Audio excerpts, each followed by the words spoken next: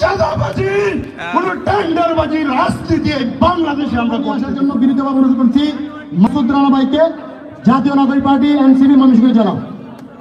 উপস্থিতি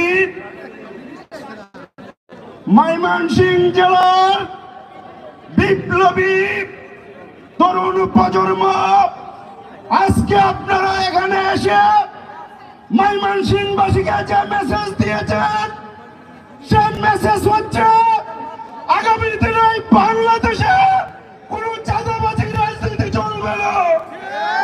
আগামী দিনে এই বাংলাদেশের নেতৃত্ব দিবে এই তরুণরা।